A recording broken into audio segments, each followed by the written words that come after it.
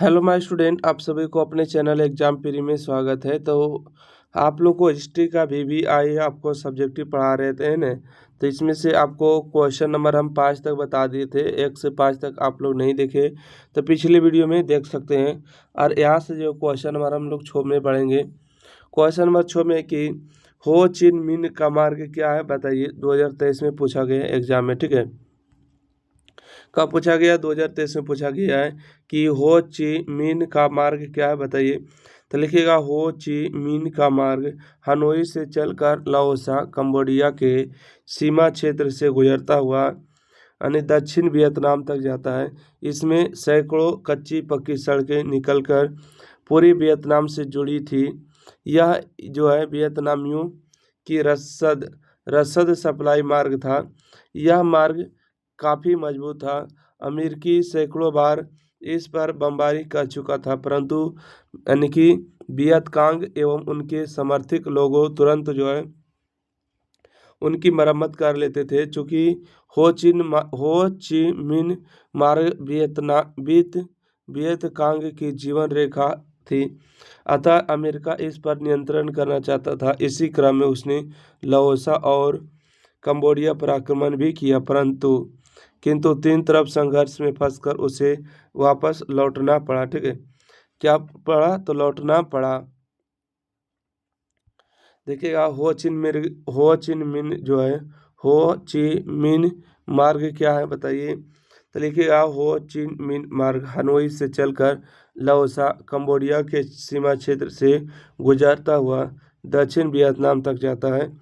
इसमें जो है सैकड़े कच्ची पक्की सड़कें निकलकर पूरे वियतनाम से जुड़ी हुई यह वियतनामियों की रसद सप्लाई मार्ग है। यह मार्ग काफ़ी मजबूत था।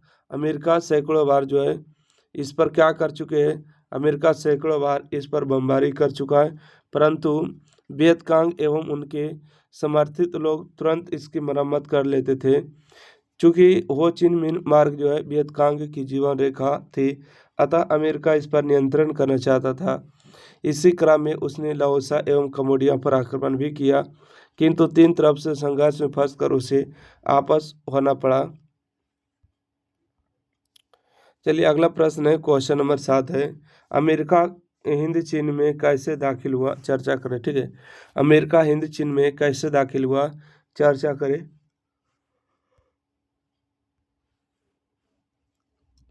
आपका उत्तर होगा 1950 ईस्वी में उत्तरी वियतनाम में हो चिन मिन की साम्यवादी सरकार तथा दक्षिणी वियतनाम में बहुदाई की फ्रांस समर्थित सरकार लगातार ठीक है, बढ़ता बनाए थी।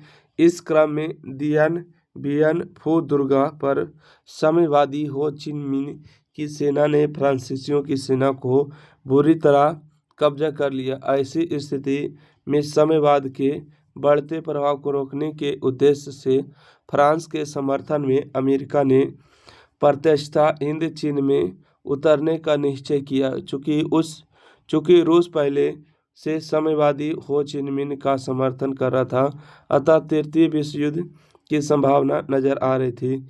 इन्हीं परिस्थितियों में मई 1954 जेनेवा समझौता हुआ, जिसके फलस्वरूप वियतनाम को दो हिस्सों में बांट गया। उत्तरी वियतनाम साम्यवादी तथा दक्षिणी वियतनाम फ्रांस अमेरिकी समर्थित सरकार दे रहा था। चलिए अगला प्रश्न देखें क्या। अच्छा, इसमें थोड़ा सा और भी है शेष। कहते लाओसा और कंबोडिया में वैध राजतंत्र के रूप में स्वीकार कर संसदीय शासन प्रणाली अपनाई गई। इस व्यवस्था के बाद भी साम्यवादी दक्षिण वियतनाम, लाओसा तथा कंबोडिया में प्रभाव बढ़ते जा रहे थे, जबकि अमेरिका इन क्षेत्रों को साम्यवादी प्रभाव में जाने से रोकने के लिए कृतज्ञ संकल्प था।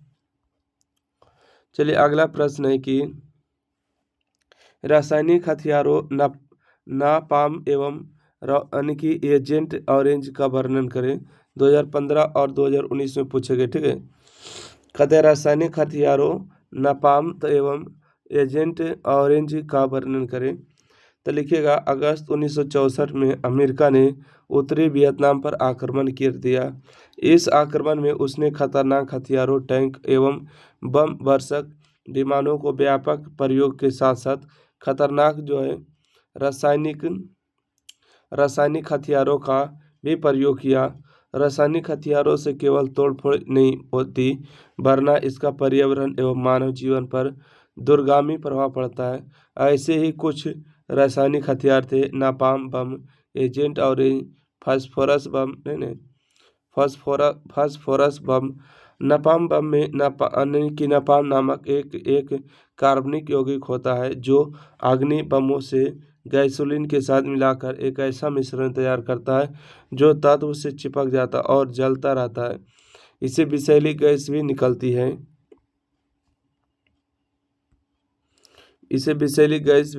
है। यानी कि एजेंट ऑरेंज एक ऐसा जहर है जिसे पेड़ की पत्तियां तुरंत झुलस जाती है एवं पेड़ मर जाते हैं। जंगलों को खत्म करने में इसका प्रयोग किया जाता है।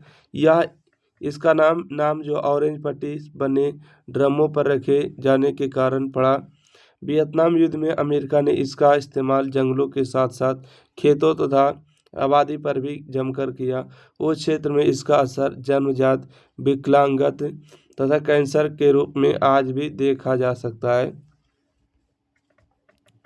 समझ सकते हैं। तो इस प्रकार से आपको हो जाएंगे कि रासायनिक हथियारों नापाम एवं एजेंट ऑरेंज का वर्णन। ठीक है कि अगस्त 1964 में अमेरिका ने उत्तरी वियतनाम पर आक्रमण कर दिया और इस आक्रमण में उसने खतरनाक हथियारों, टैंक एवं बम वर्षक विमानों को व्यापक रूप में प्रयोग किया। व्यापक मतलब बहुत ज़्यादा की मात्रा में प्रयोग किया। खतरनाक रासायनिक हथियारों का प्रयोग किया। रासायनिक हथियारों से केवल तोड़फोड़ ही नहीं बल्कि होती वरना इसका पर्यावरण भी मानव जीवन पर दूरगामी प्रभाव पड़ता है। कुछ ऐसे ही कुछ रासायनिक हथियार थे नापाम बम, एजेंट ऑरेंज तथा फास्फोरस बम। नापाम बम में नापाम नामक एक कार्बनिक यौगिक होता था जो अग्नि गैस बमों में गैसोलीन के साथ मिलाकर एक ऐसा मिश्रण तैयार करता था जो तत्व से चिपक जाता और जलता रहता। इससे विषैले गैस भी निकलती थी। एजेंट ऑरेंज एक ऐसा जहर है जिसमें पेड़ की पत्तियां तुरंत झुलस जाते हैं और पेड़ मर जाते हैं। ठीक है और पेड़ मर जाते हैं। जंगलों को ख़त्म करने में इसका उपयोग किया जाता है। यह नाम ऑरेंज पट्टी बने ड्रमों में रखा जाने के कारण पड़ा। वियतनाम युद्ध में अमेरिका ने इसका इस्तेमाल जंगलों के साथ साथ खेतों तथा आबादी पर भी जमकर किया।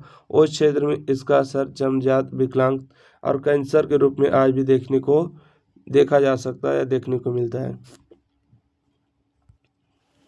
अगला प्रश्न है कि हो ची मिन्ह के संबंध में संक्षिप्त जानकारी दे। ठीक है हो ची मिन्ह के संबंध में संक्षिप्त जानकारी दे तो लिखेगा हो ची मिन्ह वर्तमान वियतनाम के जनक थे। हो ची मिन्ह का दूसरा नाम न्यूगन आई क्यूबोक भी था। हिंद चीन में राष्ट्रीयता के विकास के क्रम में 1917 में उन्होंने पेरिस में साम्यवादियों का दल बनाया। पुनः वे साम्यवादी की शिक्षा प्राप्त करने मॉस्को गया। साम्यवादी से प्रेरित होकर 1925 में उन्होंने वियतनामी क्रांतिकारी दल का गठन किया। साथ ही कार्यकर्ताओं के प्रशिक्षण भी व्यवस्था कर ली। 1930 में उन्होंने वियतनामी साम्यवादी दल की व्यवस्था द्वितीय विश्व युद्ध के समय हो चिन मिन्ह के वियतनामी की स्थापना की।